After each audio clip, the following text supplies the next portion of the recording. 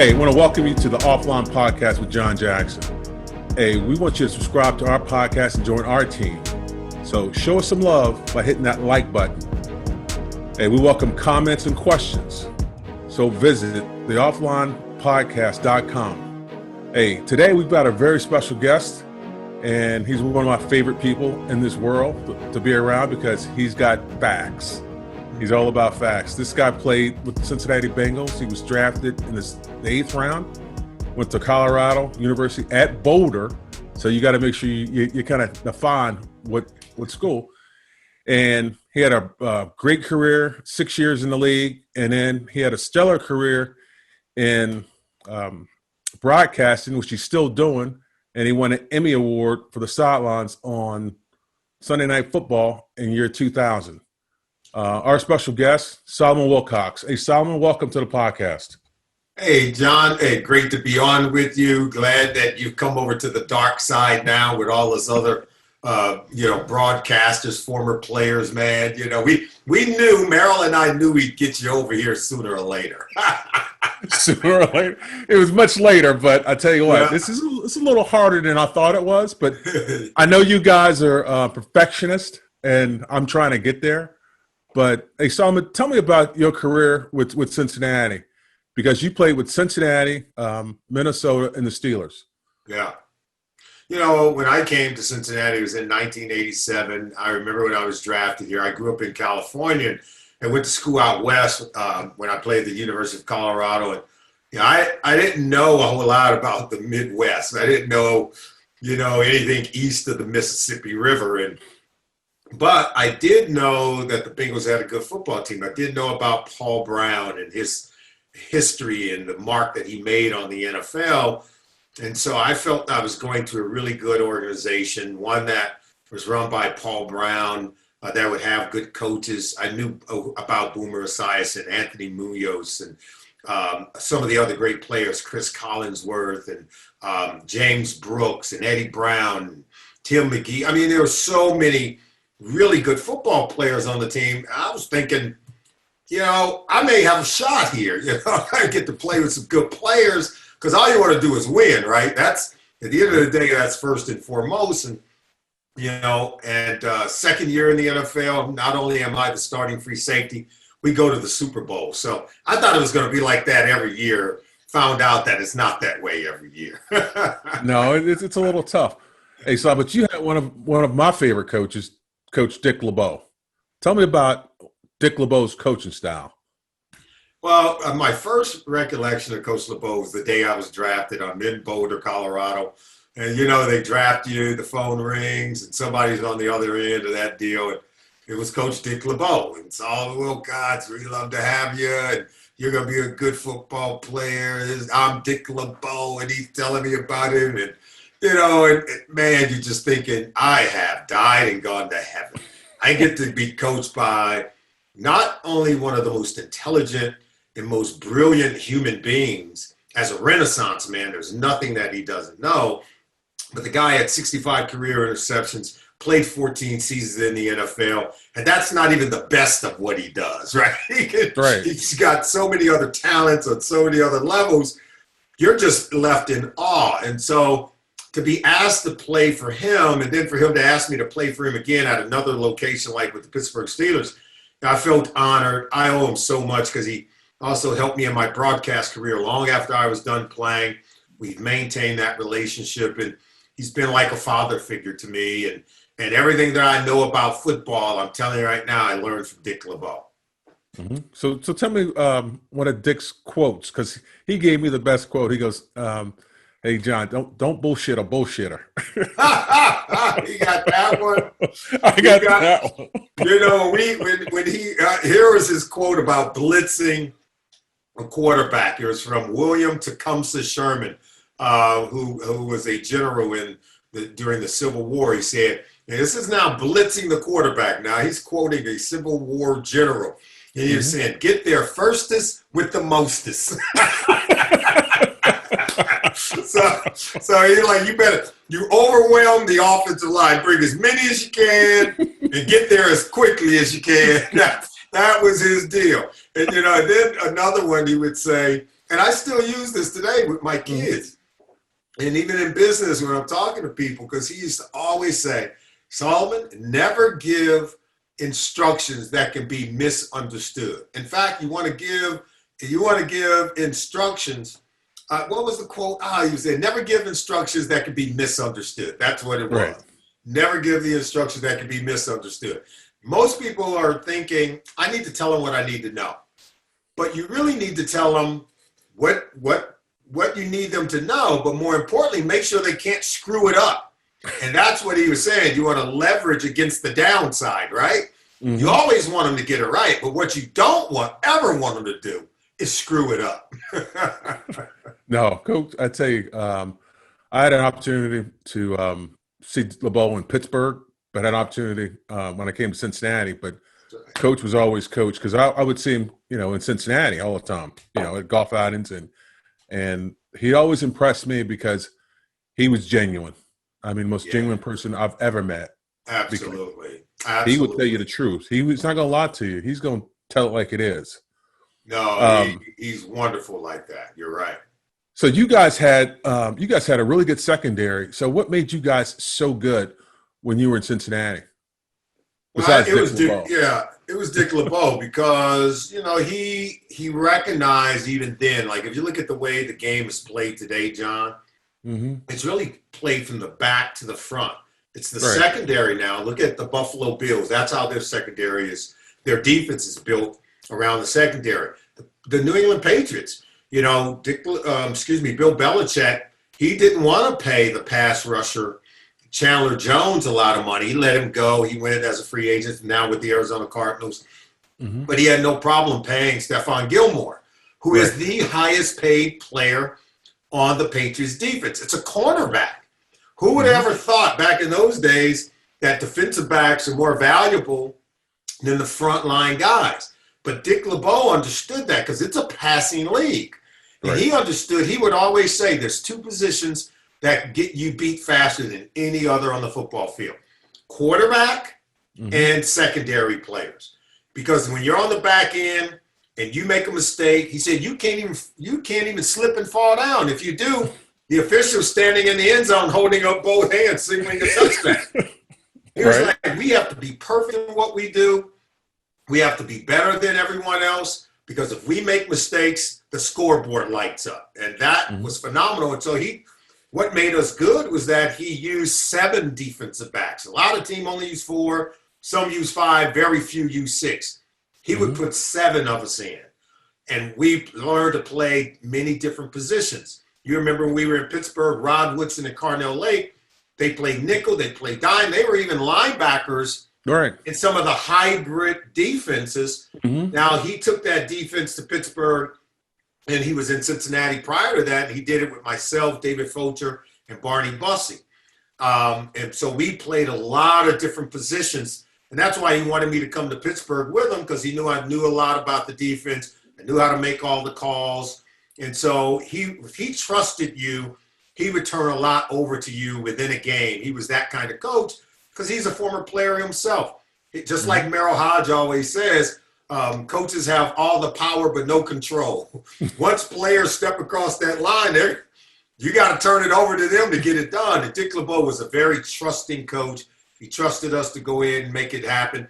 I think he trusted the defensive backs more than he trusted the linebackers and the other guys.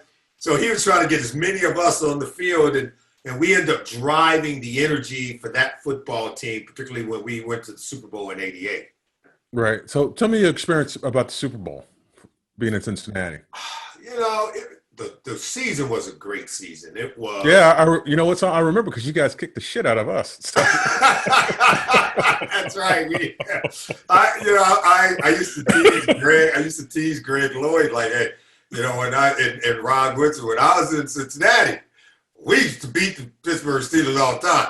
I came like to a drug. Now we beat Cincinnati all the time. I'm just saying. Yeah, that tide has really turned. But I tell you what, that was woo. That was it turned like that. It turned when Coach Cowher got there that first year. I was there with him, and I remember we came to Cincinnati. We sacked David Klingler 10 times. 10 times. We sacked him 10 times. And I just remember Coach Coward coming over to Coach LeBeau. Call him off, Dick. That's enough. No more blitzing. Don't blitz. I never thought I would hear a coach. And, and Coach Coward's a defensive guy. Oh, yeah. He wants to go get you. He want to go get you, but he understands. We got to play this team again. There's no sense in rubbing it in. The game's over. They've already waved the white towel. It's like, save some for the next time we play them, right? But it was, the tide turned really quickly. You're right. But, yeah, it was a fun year because we got off to a 6-0 start that year. Mm-hmm. And I remember week 2, and you would understand this, we go out to play the Philadelphia Eagles. This is Buddy Ryan's Eagles with Jerome Brown, right, Reggie White, Seth Joyner, Clyde Simmons. I mean, they were stacked on defense. They also had, they had Chris Carter and Mike Quick at the wide receiver position and Randall Cunningham at quarterback. I mean, they were loaded. We go out there, John, and it was a physical game. I mean, we are just back and forth. It was a heavy-hitting game. And we not only took the lead, we held on the lead, and they tried to get a game-winning drive. We snuffed them out. I think we get a pick at the end or something, and we win that game going away. At that, we walked off the field knowing, there's teams that they think they're good, they hope they're good. We walked off the field knowing we were good. Yeah. Because we just beat one heck of a team, and we had Anthony Munoz. We had a great offensive line. We had Tim Crumrine, so he's the baddest dude on the planet, right? Woo. And so we kind of knew who we were, and after that, it was no looking back, man. No, exactly. So you grew up in L.A., and now you live in Cincinnati. So tell me why you settled in Cincinnati. Well, I grew up in Compton, California. Everybody knows about Compton. It's historically known now. At the time when I came out, it was just bad. It was just bad. It was a bad place that I was trying to get away from. And so when I went off to school in Boulder in Colorado, I thought that I would go to school there, build a life there, would get a job there after I was done with college. But then fate intervened. I was drafted by the Bengals. Came here, and even though I had played in Minnesota and Pittsburgh, I had worked here during the offseason every year. I was in a management training program for an insurance firm. And then when I was done playing, I said, okay, I'm going to settle down, go to work. And then I got this yearning to do what I had studied in school, go into television. So I gave it a shot with the local NBC affiliate in Cincinnati. And George Vogel and all the people there at Channel 5 at WOWT were so great to me. I was able to build a career there. I was able to get it going, and one thing led to another. It was just a natural fit. I never felt like I was working a day in my life because I was enjoying every minute of it, even though there were long days.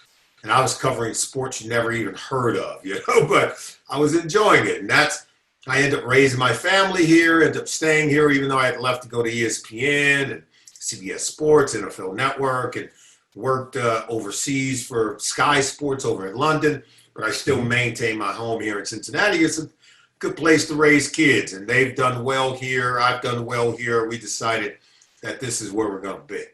Right. I mean, everybody always asks me, why did you move back to Cincinnati? I grew up here. I knew, for a family, this was a spot. That's right. Just like I tell people, if you want to go somewhere, just go to the airport. They got 2 of them. You go to Dayton, you go to Cincinnati. That's right. You can always come back. When I'm working in L.A. and all guys like Marshall Falk and all of them, they start to give me a hard time. Like, why do you live in Cincinnati? I said, you know what? I'm not even going to let the secret out. You guys go ahead and stay out here. We got too many people as it is. We don't need it to get crowded. I love the convenience of life here. I love the easy nature of things and just good people. I have so many good friends that I've met here. They're just good quality people, right? And, if I need to get something done, I can just call a friend and we get it done. Right. And when I need to go get things done downtown, there's maybe a wee bit of traffic, but you and I both know not the overabundance of, complexities that you deal with when you're in much bigger cities, which I have lived in. And I love the ease in which I can go about my daily life here in Cincinnati. So tell me, what are you doing now for Cris Collinsworth? I know you're doing some work with Chris. Yeah, his company, it's called PFF, Mm-hmm. Pro Football Focus, and it's a data analytics company. What we do is data analytics for football. Now, what you got to think about data analytics is really taking every minor detail and listing it and jotting it down as a data point. Right. Every single thing. And if I did the same, say to you, John, not just your height, weight, size, but what time you get up every morning, what time you go to bed every night, what do you eat every morning, okay, what do you eat every day for dinner, what time do you go for your daily walk, what time do you take your bathroom breaks, what time do you take your nap? If I was able to just chronicle like a million data points about John Jackson, do you know that I could use those data points to predict your daily behavior?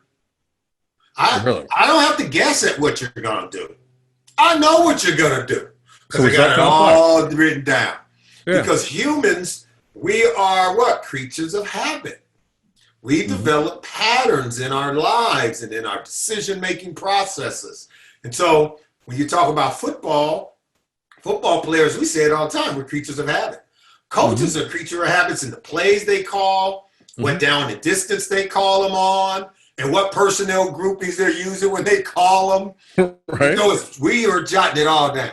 And we grade every player on every play. We're jotting it all down. Then that data goes into a computer. It crunches it, these big IBM computers, machine learning, and it gives us back information that would just blow your mind. In fact, that information is so important that all the 32 teams, they use it. They pay for it.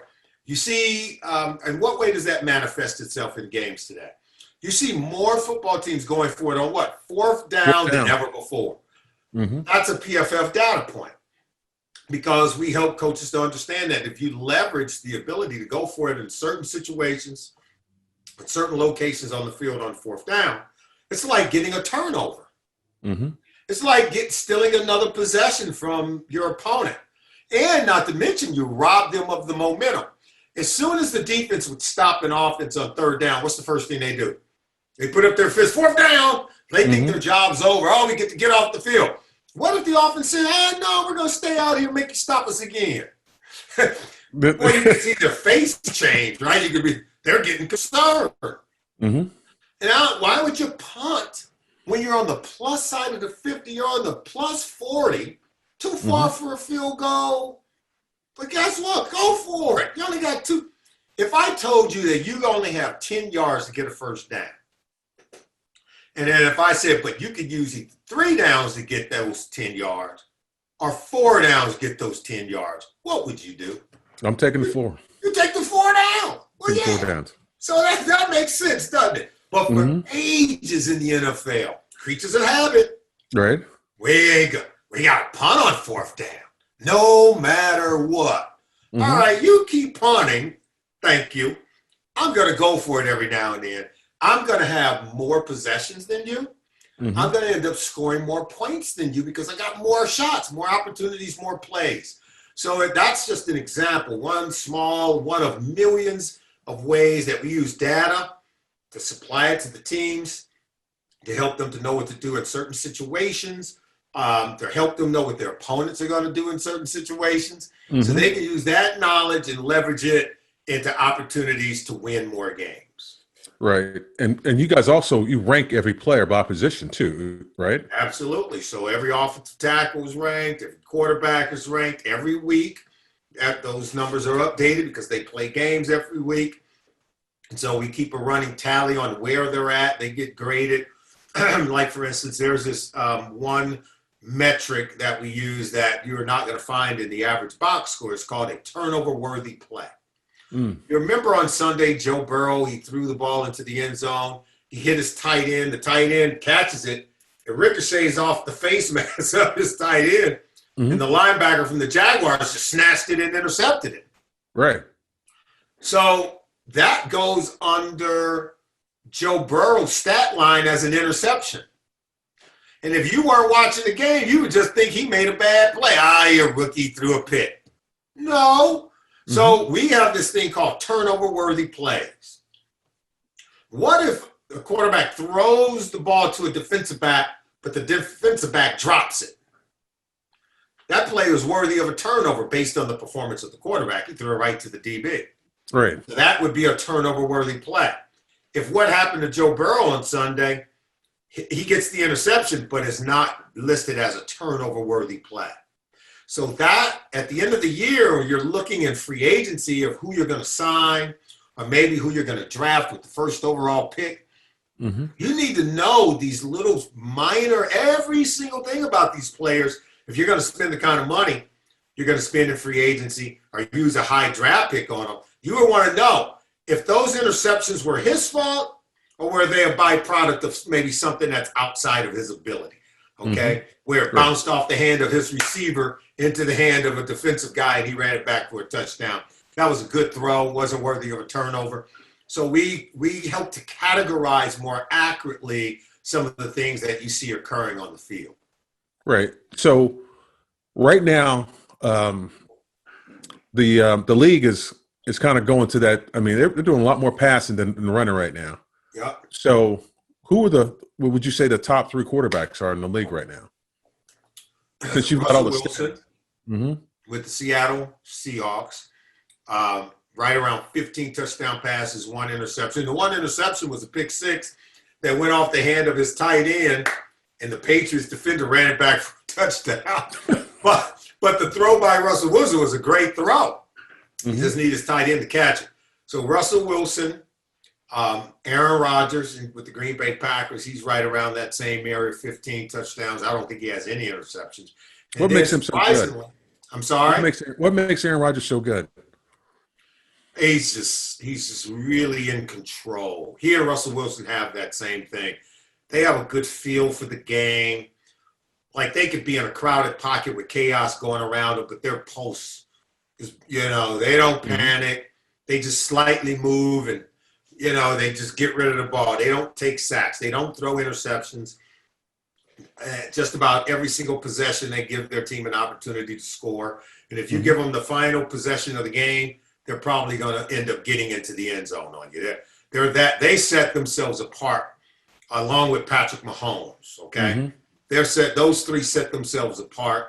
And then you have to throw Josh Allen of the Buffalo Bills. He is the surprising element of the 2020 season. This kid has got a big-time arm. Yeah. And now he's got accuracy. He's completing over 70% of his passes. And the Bills are 4-0 for a reason because they have a good defense, and they now have a quarterback who knows what he's doing. And so those are the top 4 quarterbacks that you got going. That next tier is going to be like Jared Goff, Dak Prescott is in there. And that's kind of what you're getting at least right now. But it's all movable. Ben Roethlisberger being back with the Steelers, he's right in that next mix. But he's got his team undefeated. So it's a lot of Tom Brady's also right in that next batch of players as well. Hey, talk about Dak Prescott. I mean, he's in an interesting situation with his franchise tag, and I don't see them having enough money for him. I mean, I know he's got some great stats, but how do they pay him? The problem with the way the Cowboys have done this, it's kind of like, think about you're renting a house in Beverly Hills. And at the time you're renting it, you would love to buy it, but the owner's selling it for what you believe to be too much because the market is down and everything, and you want to get a better deal on it. And that's Dak Prescott. He was a 4th-round pick, unlike Carson Wentz and Jared Goff, who were 1st-round pick, but he's performing at their level. And when those guys got their $30 million a year, that kind of set the market. And the Cowboys didn't think he should get 30, maybe something below them since he was drafted below them. But, the market moves. So while you're renting that house, everything's appreciating. Everything's going up. Now you want to buy it, and the owner tells you, well, that price was for then. Now the price is here because the market has gone up. And now you're offended because you want to pay that old price now, but that old price is – and so you wait a little while longer. And then you go back, and now they say it's gone up again, which is what he did after playing In 2019, he had one of the best seasons of any quarterback. Right. They were the second best passing offense behind the Tampa Bay Buccaneers last year. And so the price went up again. And then Deshaun Watson got a new deal. Then Patrick Mahomes got a $40 million deal. Price keeps going up. Cowboys were like, wait a minute. Can we get you for the old price? No.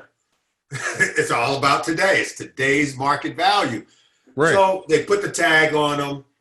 That's within their purview to do that. They're paying him $30 million that they wouldn't even give him last year. So they seem to be moving behind the curve. And they can't put the tag on him again next year, but it's going to be at $40 million. If they put the tag on him a second time next year, you might as well negotiate a long-term deal and bring that price down. Either way, the Cowboys are probably going to have to relieve themselves of a few other players just to be able to keep their prize quarterback, who, oh, by the way, just threw for over 500 yards and 5 touchdowns. He's just continuing to ball out every single week. Right, and the crazy thing, they still lost the game. That's the crazy thing. Well, that's a defensive problem. Like, yeah. That's this guy, you know how that is, John. You can only do your job. You only can control what you can control. That's up to Jerry Jones to fix. That ain't up to Dak Prescott to fix. He can't go out there and cover people, right? Yeah, but it's hard to have those type of numbers, and you lose. It's like, okay, you're balling, but you always think the defense is going to come through for you. And they were like non-existent. No, they've given up a lot of points. They've given up a lot of plays so far this year. So right now they couldn't stop a bloody nose on defense, and that's pretty bad. So yeah, I just know they're going to have to figure it out, because Dak Prescott has been one of the best quarterbacks in the league since he's been here. He's carried himself in a very professional way. He hasn't made it about the money and the contract. And all he does is perform his job, and he does it very well. Right. So who surprises you as far as running backs right now this year after 4 games?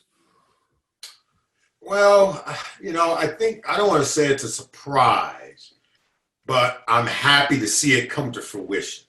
Okay. That Nick Chubb and Kareem Hunt, who I thought were the best running back tandem of any running backs in the NFL, even going back to a year ago, they're starting to perform at that level, and the team is actually taking advantage of it. Right. Speaking of which, they just led the way to the Cleveland Browns, rushing for over 300 yards against the Dallas Cowboys on Sunday.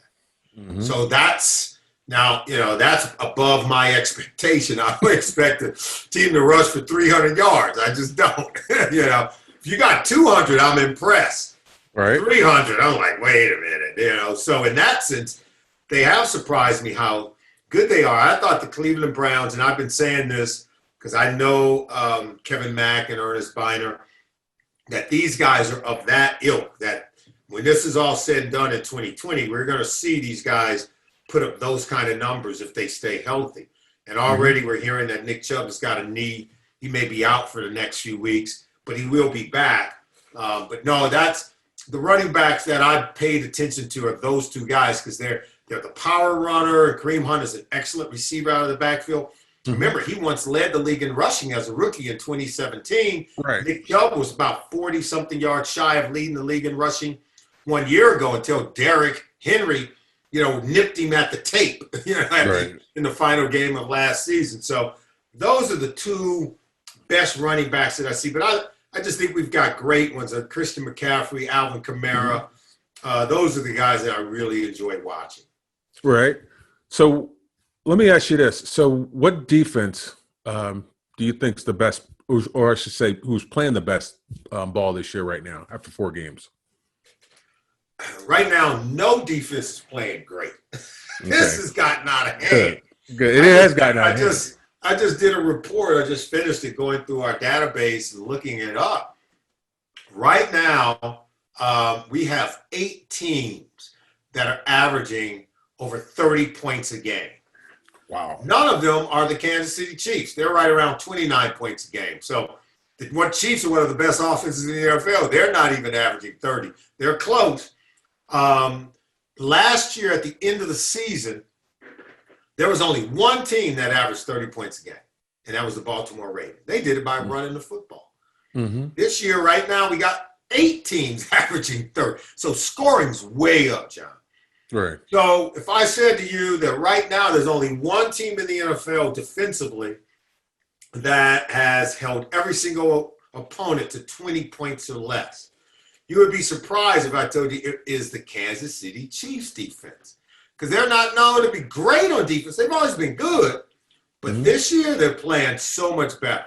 I think you saw the job they did against Lamar Jackson and against Baltimore in the Monday night game. You saw our Sunday night game a week ago, and then the Monday night game last night. They did a good job against the New England Patriots. Now, they were without Cam Newton, but you can see the Chiefs have a really good defense. And again, they're the only defense so far at the quarter pole to not allow a team to score more than 20 points in a single game this season. They're keeping that score down. When we played, the number was 17. You want to keep everybody to 17 or less. Well, people are scoring so much now, that number, defensive coordinators are trying to be more realistic. How about 20? How about 20? They can't even keep them from scoring 30. No. So how good do you think this Kansas City team is? I mean, they just won their 12th game in a row. Yeah, since last year. I mean, it's hard to stop them. Now they got a good defense. And they have a good defense. And Patrick Mahomes, I forget what the numbers are, but you get him down by 10 points, he's even better. Just when you think we got it right where we want him. This guy proved it in the postseason. In all 3 postseason games last year against Houston, against the Tennessee Titans, and against the 49ers, all 3 really good defenses, they were down by 10 or more points, and they ended up coming back to win the game late in the game. I mean, they were down by 10 points at the 8-minute mark in the fourth quarter against the 49ers in the Super Bowl. And just boom, boom, boom, and they won that game going away. It's scary what they did to Houston. I think they were down 24 in the playoffs last year. But they can spread you out. Travis Kelce, I think, is the glue. And that sexy, race car over there, Tyreek Hill, the black cheetah, that dude, you can't cover him. He's quick and he's fast. And then you got Sammy Watkins, who's a former first-round pick. That dude is big. He's got speed. He's got size. And then you got Mecole Hardman, who's a track star himself, and Demarcus Robinson. So that's, 4 receivers plus the tight end who's like a receiver. You can't stop all those guys.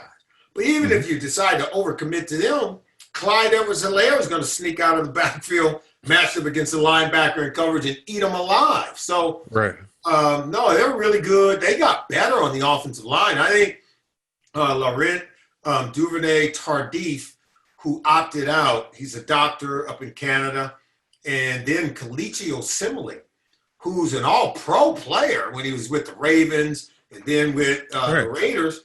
They picked him up off the street. He was sitting around waiting to pick his team as an unrestricted free agent. He was a late signee to the Kansas City Chiefs.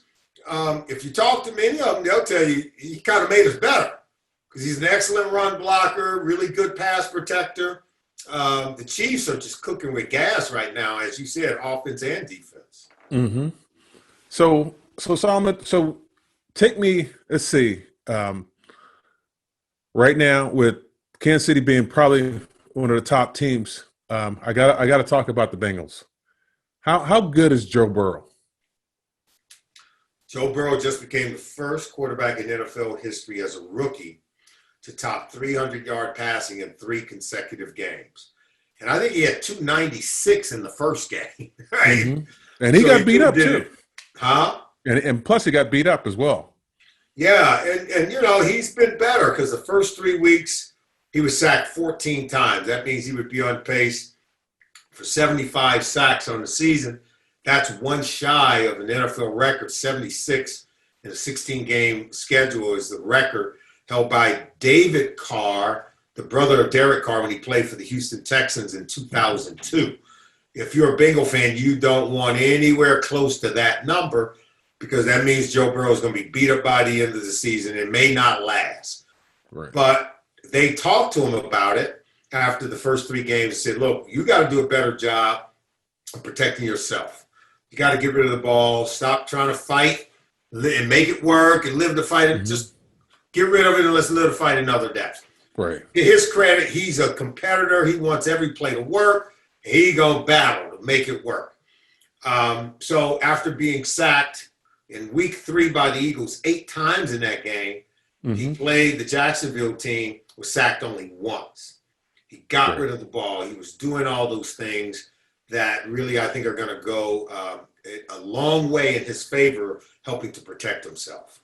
You know, I got to get Kevin Green on because I got to give him some bullshit. I got to give him some shit because he. Yeah. You know he's gonna be crazy. Yeah. That's right. He's a good dude though. Kev is cool, he is. Because I got to pick a bone with him. So 1 year he had the sack. He was leading the sack, and Leslie O'Neal was right behind him. So I'm blocking Leslie O'Neal, and he goes, "John, I need you to shut him down." I said, "I got you." So I shut him down. He gets the whole offensive line, bottles Don P. I said, "Dude, nobody blocked him except me." I said, "How's that work?" I said, "How's that work?" He goes, You could have put a little something on top of that, or just came and hollered at me. It's okay. Yeah, exactly. So he brings like a couple cases in. He gives everybody a bottle. He gives me a bottle. I'm like, "Dude, who blocked him?" He goes, "You did, but it's a team game." I'm like, "I'll remember that next time." Okay. Next time you need somebody blocked, come to everybody, though. Yeah. He's coming to holler at coming me. to me. That's right. Do like a group deal. Hey guys, right. I need you to make right. He came to you, "Hey John, I need you." That's what he said. That's what he said. I'll never forget that. And that's always get him on that too. Because I know. I'm like, "No, you don't know." So, because Leslie O'Neal was like, "John, why are you holding me so much?" I said, "Dude, I'm trying to stop you today." He goes, "Why?" He goes, "You guys are already in the playoffs." I go, "Kevin." He goes, "Oh, no, he didn't talk to you." I'm like, "Yeah." I said, "He's going to take care of me if I make sure you don't get any sacks." He's like, "Oh." And I'm thinking, like, you got to be kidding. He goes, "You got to be kidding." He goes, and he didn't even think to go tell his offensive line all that. No, not at all. So he's talking to me, and I'm just like, and I can see him, the wheels are turning, and he almost thought like, "Dude, I might have a better deal." I'm like, something about, "No, we ain't going there today." Yeah. I was like, I gotta make sure I prepare for the playoffs. So it was always about preparing. So especially blocking him, dude. Yeah. Hey, so I just want to welcome you for doing this podcast. I appreciate it. I know your time is kind of crazy right now, especially with the season. Look forward to playing golf with you next week. All right. And definitely. So, hey, thanks everybody for joining the podcast. Hey, we want you to join our team. Subscribe to our podcast and make sure if you got any questions or comments, go to theoffline.podcast.com. Hey, Solomon, enjoyed you, and I'll be seeing you soon, brother. Thanks, John. Thanks for having me, man. Take care. Okay. Appreciate it.